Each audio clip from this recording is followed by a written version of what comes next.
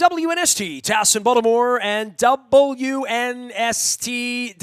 We have a new logo on our YouTube and WNSTV channel with the Baltimore Positive and Leonard Raskin from Raskin Global. And I know that he would agree with this. Keep calm and stay local. Leonard Raskin joining us here from Raskin Global, who, much like all of us, is dealing with this, and more so than anyone, you're pretty much top 5% in my whole world of people who love sports and love hockey and love basketball.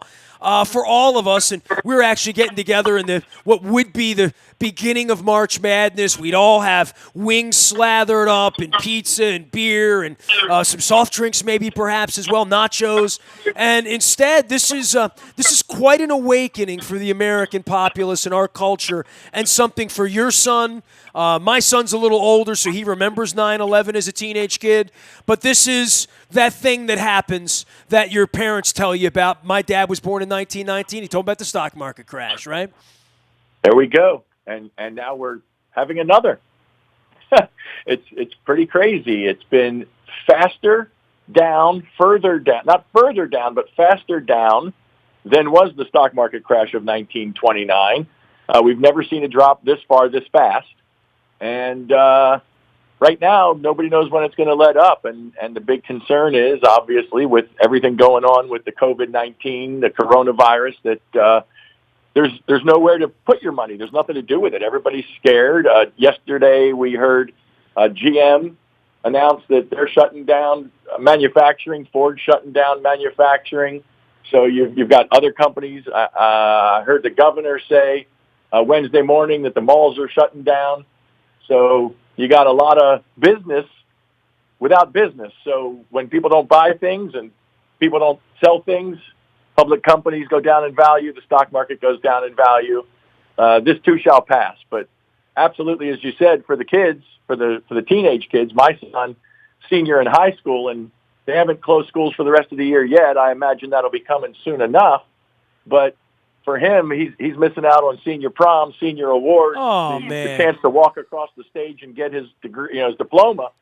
And you know what? I didn't individually think of you or any of my friends in that way. I thought the collective, like I was with Quint Kesenick on Wednesday night, Thursday night. We were at Sports Boosters, and that was the night the NBA went down, Tom Hanks, all of that. Really the night everyone will remember, right? And he talked about the Ivy League shutting down lacrosse. Like that's how we began our dinner. And at that point, I was still angry about Pearl Jam, Leonard. You know what I mean?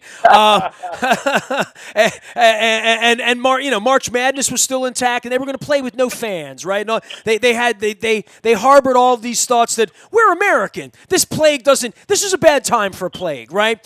And I would just say this.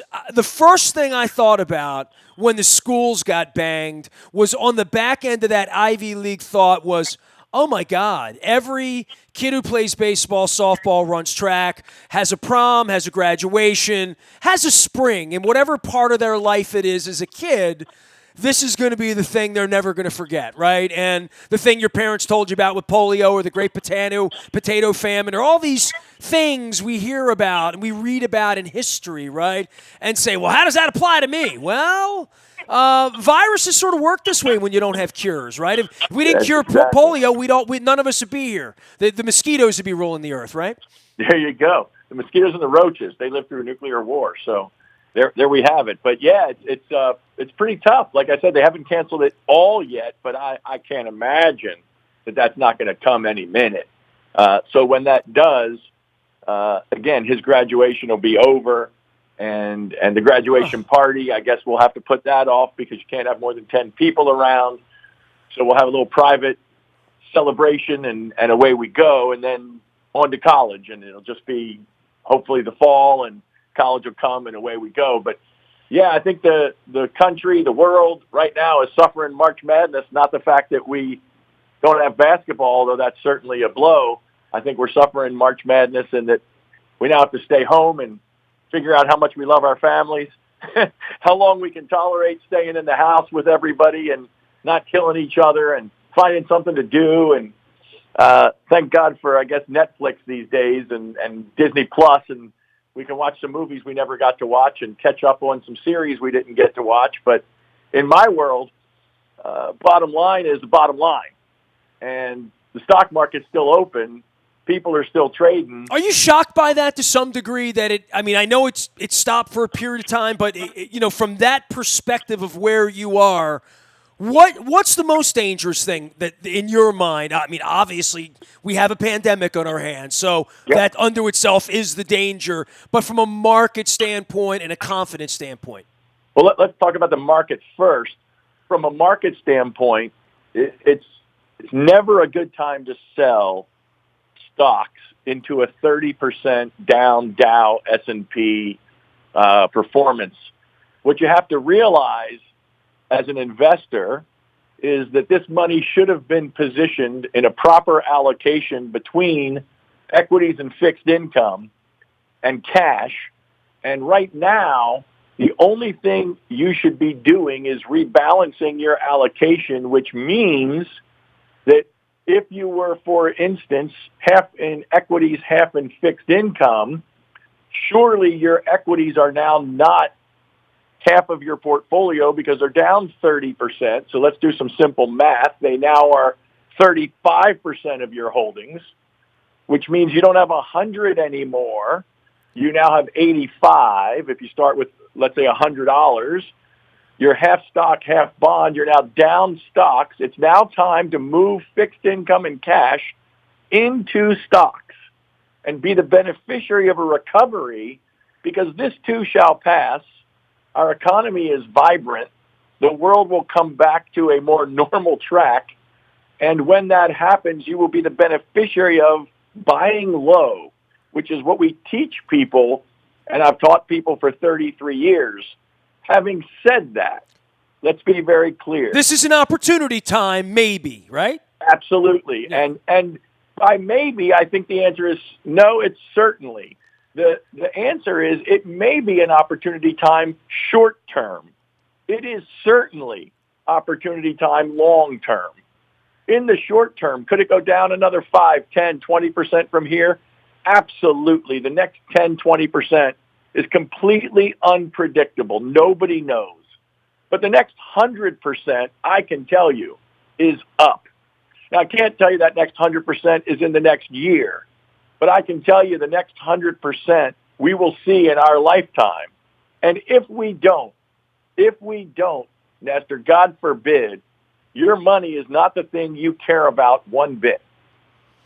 Leonard Raskin here. He's Raskin Global. I'm wearing the shirt today. The medium's still a little big on me, Len. I got to tell you, I got to get me a hat too and a cup around here. And I'll next time I come out and touch you or elbow bump you. But it's been 6 years to the day since my wife was diagnosed, and the whole notion of elbow bumping and wearing masks, not foreign to us, right? And when I started hearing about viral this and immune that, from a market standpoint and from what the president was saying and from what the people were doing, even up to last weekend on St. Patrick's Day, thoughts about the market and the volatility of all of it. When did you start to sense this? And I guess more than anything, is there something that you even look back on after doing this for 33 years, that's a third of a century, and say, maybe I learned something in the last 2 weeks. Maybe you did something that was, maybe you should have acted in a different way. Because this was the big one, as Red Fox would say, right? Here we are, Elizabeth. I'm coming to meet you. Well, I hope that's not the case. No, that's not. We don't need that at all. So I'll tell you what. February 19th was the all-time high on the Dow and the S&P. Things were great. We'd heard about this virus, but no one could have thought that this was going to cause what it's caused in the economy, in the business cycle right now. Anyone that says they saw it is lying. I don't believe anybody that says it. I don't know a single person in the financial world that was saying you should run for the hills on an all-time high. What I do know is what we do and have done for 30 years is tell people, as I said, that they should have an allocation strategy and they should be rebalancing to that allocation strategy on a regular basis. So at the end of last year, beginning of this year, random times when we see people in our office for meetings, we have been stock sellers not to get out of the market, but simply to rebalance to the intended allocations and putting more on the side into fixed income as the market rose and rose and rose. And now we've got to convince people that they need to do the opposite. And I will tell you, in my 30-plus years, the toughest thing to do is to get people to buy low. Stocks are the only thing that when they go on sale, people run away from them rather than hoard. People want toilet paper more than they want stocks right now. And this is the time to re-get your allocation in line and recognize that markets are completely random and that nobody knows what's coming next. And if this doesn't make that crystal clear, that trying to time the market or trying to pick stocks, I mean, you got to be really sharp and hopeful to get in, get out, make a decision based on something you saw in the last 3 weeks. It's really tough. But at the same time, man, it takes a cast iron stomach to stay in right now. And more fortunes are lost selling into a bear market than have ever been made buying into a bull market. I mean, fear is way, way more prescient an emotion than is creation of wealth. People are scared to death, and fear will cause panic, and panic will cause selling. The only thing I would say to our listeners, make sure people realize when you sell, somebody's buying. There's no way to sell without a buyer. And so people are buying right now, and people are selling right now, and I would say the sellers are making a big mistake. This is the time to focus, talk to your advisor, give us a call, meet with a professional, and figure out what you're doing for the next 10, 20 years, not the next 10, 20 minutes. Well, I mean, every time I've ever talked to you about any of this stuff, and I've been out, Leonard Raskin joining us here from Raskin Global. We're one of our great sponsors, but you're in business with many, many people, and I would say one of the things about this that it isn't as much a confidence thing as it feels like a reality thing in people's bones. When I walk through Federal Hill, literally just walk down to pick up my cat, cat food or, just essentials, literally just going down the street and trying to keep a business at Sobo in business and buying some corned beef. You see that business is not in business, and you feel that. And I know a lot of people in your world own businesses that right now are shuttered, and shuttered, quite frankly, indefinitely. And I don't think that there's any spreadsheet, there's no forecast, there's no, how are we going to do this year, or year-to-dates, or the things that any normal business would be. How did we do in March of last year versus the last? Everything's now off the board, for the time being. Yeah. And I think it's the indefinite part of this. And I think this is where government preparation, federal, local, people, citizens, education, staying away from each other, understanding viruses and things that just...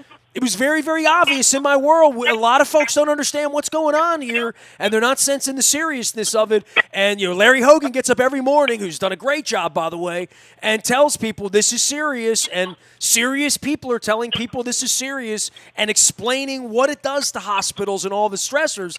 And the bottom line is, as citizens, as human beings, there is a togetherness about the way that we're going to have to go about this in order for these businesses to open again, and in order for this to not be soup line rock bottom for our economy. No question. And I think you talk about preparedness on the federal, state, local level. I want to say you also have to look at it, as you said, preparedness at home, preparedness in a business. We've been talking to people forever about how you invest, and I said this forever. You don't invest until you're liquid. You don't invest until you're protected. It would not have made good sense in the past years, 10 years. 2008-9 was the last crash in the market. We were down 40%, almost 50% on the S&P 500, measure of U.S. stocks, 10 years ago, 11 years ago. The market has been effectively straight up from there. We've had little glitches, but straight up from there in a raging bull market. Not a correction, not a 20% drop since 2009, March, oddly enough, 11 years ago, almost to the day. And all along those 11 years, people forgot that 2008, 2009 happened, even though we know it happened. And so we say to people, you need to have minimum 6 months, ideally 1 year's worth of living expenses in reserve, not invested that you can get to, but in reserve, available so that if the job takes a hit, the company goes reverse, something happens, you can survive it. And I got news for you. People hate that idea because banks have been paying nothing. So they don't want to put money in the bank and let it sit around because it's not sitting around earning anything. Well, guess what? The market's down 35% from the all-time high, maybe 30% from years beginning, January 1. And now cash that you would have had in reserve is what will get you through this, whether you're an individual or a small business. A lot of people don't do that. They don't have any reserve. We know people have to live paycheck to paycheck. They can't afford to have the reserve. We know businesses, small business, have to make payroll. They don't have the reserve. But before you start investing, before you start putting away for your 401k and retirement, this is going to reshape people's outlooks for the future in a whole big way. And I think what we talked about a little earlier about the teenagers, the college kids, the young Generation Z right now, they're going to look at the stock market a whole different way than the baby boomers are. They may not invest for 10 or 20 years for fear that this is going to happen to their money, a 40% drop out of the blue sky. And that will cost them massive wealth as well. You know, preparation starts with reserves, starts with insurance. This would be a really bad time not to have health insurance. The good news is if you don't, the Maryland Exchange has opened a special window this month for you to get it. Now's the time to make sure these things are in order. Your health insurance, your life insurance, I hate to say it, but you know, this is the time to make sure all those things are lined up so that what's going on out there in the world affects you and your family right at home. You're ready for it. And as I've said, this too will pass. We will come together. Regulations will be cut. You know, my biggest fear, I'll tell you this, my biggest fear right now, and I'm wary of and aware of what's going on with the virus and everything else, but I'm looking at it, from an economic standpoint, from a market standpoint. That's where my head is because that's where my livelihood is, and it's what we advise our clients about. My concern is all of the shutdowns and all that's happening maybe, I don't know, maybe the cure may be as bad or worse than the sickness. You know, we got to be really careful that there's a fine line there where if the government shuts down business for too long, it's going to be hard to turn that around and open back up and get people back on we're going to go out, we're going to spend. Before the restaurateurs, the bartenders, the bar owners, the small business person has to file bankruptcy because they can't recover. You know, their leases don't stop, their mortgages don't stop, their suppliers want to be paid, and this is a tough time. It's a really tough time, and as you said, walking around the street, I noticed driving around. You know, get outside and just take a ride to the grocery store is. It feels like a Sunday morning at 6 o'clock in the middle of the day. I said every day is a Sunday. That's what I've said. Leonard Raskin joining us here from Raskin Global with some really, really solid advice. I'm trying to get out and talk to all of the best people in my life about what's going on in their lives and what they're doing and whether their businesses are open, closed for business. Leonard, I know you're there all the time. People can go to Raskin Global. They can give you a call. They can find you. You're out on LinkedIn. You're out on Facebook. Usually thumbs upping or thumbs downing various things I say or don't say at various points. But one thing you said that's really clear to me, you know, because my dad was born in 1919. I was born in 1968. I was adopted, and my dad always told me about Herbert Hoover and a chicken in every pot and soup lines. And my dad was in Scranton, Pennsylvania, as a 10-year-old boy standing in soup lines, and that profoundly affected the rest of his life. I mean, he never trusted money beyond a passbook and an FDIC. He never bought a stock in his life. He bought bonds and he bought stocks. He bought U.S. savings bonds. My bad. Yeah. He never bought a stock in his life. So, you know, and he died in 1992 and lived through various things, including the stock market crash at the end of the 80s. But my dad was that guy you're talking about. Yeah, and that's, look, there's a whole generation of people right now that came of age on 9/11, and markets shut down. As you asked a little earlier, is it kind of bewildering that markets are still open? Yeah, to a degree. One of the things that was a big benefit in 9/11, post 9/11, was they shut the markets. So there couldn't be the panic selling and driving the market down, driving wealth down when everything was being figured out. And then they reopened slowly, and when that happened, things weren't great, but they then recovered. Right now, we are just fire sailing out, and people are running for the hills because fear begets, I don't have that emergency reserve. I wasn't set up for this in advance. Nobody told me the markets could go down like this, or if they did, I didn't listen. Well, but they've never seen it. So until you felt that in your gut, it's like until you've walked in a casino and gambled more money than you had, and you walk out with that feeling. You know what I mean? Like That's right. That's right. But again, in the advice world that I'm in, you better tell your client what could happen. And we make a point of telling people the downside almost more than we do the upside. To let them know that this can happen. And as you said, from a behavior standpoint, from an economic behavior standpoint, it's what's called a cold state. I can say it 100 times, but until you experience it, it's not, you don't experience it. And so right now, people are reassessing their goals and their portfolios and their position, and they well should. It's a good time if you're home, you're not working, you're out of work, and you have money, whether it be in the market, bonds, stocks, whatever it is. Now's the time to connect with your advisor and make sure that your long-term plan is right. And if it is right, stick to it. If it isn't right, now's the time to adjust, but don't adjust in haste. It will be a penalty pay that you will not regain in the future if you make bad, rash decisions right now. You may not know this name. I'll throw this out. The gentleman's name is Art Laffer. Art Laffer was Reagan's chief economist. He's an advisor to President Trump's economic team. And I saw him speak at a conference a couple weeks ago before all this hit the fan in a big way. And one of the things he said stuck with me. It was a throwaway line for him, but it really stuck with me. He said, decisions made on alcohol or under panic never end up working out real well.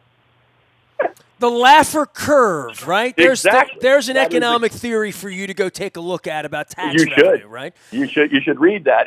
He's a brilliant man, a professor at the University of Chicago, and somebody to listen to. But that was the quote he threw out. So I like that, and I don't think anybody's. Well, maybe you're on alcohol, but panic is not a good way to run your money. He is Leonard Raskin, Raskin Global. I got the shirt on here somewhere, and you can find him. Tell everybody what you do and how to find you briefly, and I'll let you get on your way. Hey, this is crazy all the way around, but, I mean, tax season, right? I mean, all of that going into this, not to mention we have a lot of time on our hands, especially in your industry, because you would have been watching basketball and hockey right now, waiting on baseball like all the rest of us. That's the one thing about the sports guy. I got a lot of time on my hands here. I plan on using it wisely. Well, I'll tell you, you can find us at Raskin Global on Facebook. You can find me on LinkedIn at Leonard Raskin. I will put out to you, we have a call upcoming Friday about what's going on in the financial world. We can get you that post. It's going to be a webinar that people can log into and hear what I got to say and what we think and what's going on and what we know. We'll put that out for people to take a look at, and they can find us on the internet, RaskinGlobal.com. We're here to help and answer questions and calm fears and anxiety, and we'll all get through this. This will pass. We'll get out the other side, and all the things we love about America and the world will be back, and sports, I imagine, will follow that shortly behind. I love that. You're there to calm fears and anxieties. That's why I'm here, right? Keep calm, stay local. That's the way we do it. Hey, take care of yourself. At some point, we'll get back to the games. You and I will continue to check in throughout this. Love your advice, love your spirit, love your optimism, but guarded optimism, right? I mean, it might not be a time to buy, sell, trade, whatever. It's certainly a time to evaluate, right? And if we've learned nothing else, it's a time to take stock and say, hey, where am I? This is an important time. Use this time wisely. Absolutely. Leonard, take care of yourself, man. Give love to the family. Keep them locked up, and stay safe out there for you and everyone, all right? You got to do the same. All right, wash your hands. I'm telling everybody, wash your hands. Stay 6 feet away. We are socially distanced. I'm here in the studio. I got a new logo for my YouTube WNST TV channel. I still got my Maryland magma lamp. Got to do that right for court. All of our sponsors are trying to remain open. Get a chance to go to Fadley's. You get a chance to see our friends at Costas or Al's or Pizza John's or Amici's, any of our sponsors. Stop by Rofo, pump some gas. Take home some Ben & Jerry's. Get some nuts. That's what I usually like to do. I get the cashews. That's how I stay healthy. Nice protein there. Nasty at WNST.net. We are talking our way through spending time with sponsors, friends, Baltimore business owners, local people, telling stories. And, for those who thought we should stick to sports, well, there's no sports to stick to. So we're here. Facebook, Twitter, LinkedIn, Snapchat, Instagram. The buyatoyota.com audio vault is there for you as well. Our morning newspaper still being shipped by Planet Fitness. We're going to get those open again sometime real soon as well. All of our Baltimore positive updates, all the mayoral candidates, all there for you. We are WNST.net, AM 1570 at WNST Towson, Baltimore. We never stop talking Baltimore sports when we can, and Baltimore positive right now.